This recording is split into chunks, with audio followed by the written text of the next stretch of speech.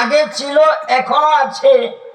তো তাদের যে দলের লিডার ছিল, নেতা ছিল গোলাম আহমদ কাদিয়ানি, সে নাকি আমাদের নবীর ঘরে নবী। আরো জোরে আওয়াজ দিয়ে কোন কাদিয়ানিদেরকে আপনারা নবী মানবেন? আরো জোরে কোন নবী মানবেন? গোলাম আহমদ কাদিয়ানিকে নবী মানবেন কেউ? বলেন যারা বলে নবীর পরে নবী আছে তারা কি? আরো জোরে আওয়াজ দিয়ে কোন কাদিয়ানিরা কি?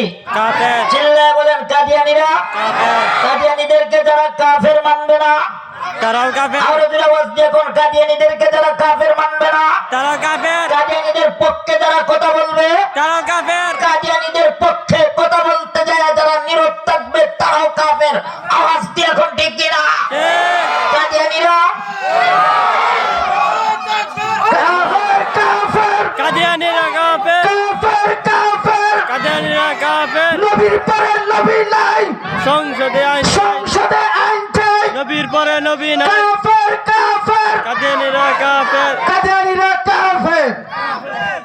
মুহতারাম হাজিরিন, আমাদের আকাবির উলামায়ে কেরামগণ কাদিয়ানীদেরকে কাফের ঘোষণা করার জন্য আমাদের আহমদ শফি সাহেব রহমাতুল্লাহ আলাইহি, আমাদের ভাবনগরী সাহেব রহমাতুল্লাহ আলাইহি সহ আমাদের অনেক আকাবিররা দুনিয়ার জমিন ছেড়ে চলে গিয়েছেন। মুহতারাম হাজিরিন, আমাদের আকাবিররা আগেও চেয়েছেন কাদিয়ানীরা কাফের।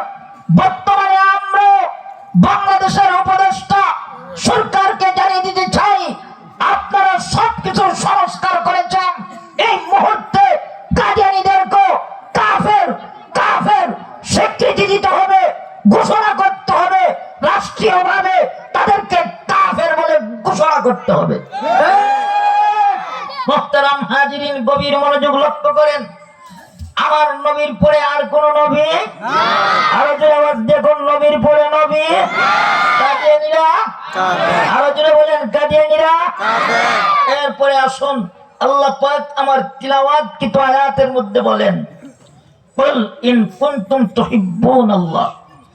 আল্লাহ বলেন, হাবিব আপনি আপনার উম্মতদেরকে বলেন যারা আমি আল্লাহ পাকের ভালোবাসা পেতে চায়। কি পেতে চায়? আমার সাথে একটু আওয়াজ দিয়েন। যারা আমার ভালোবাসা পেতে চায়, আল্লাহ বলেন ফাত্তাবিউনি, তারা যেন তুমি নবীকে অনুসরণ অনুকরণ ইতাআত করে ভালোবাসে। আরো জোরে আওয়াজ দিয়ে কোন সুবহানাল্লাহ। আল্লাহ বলেন, হাবিব আমার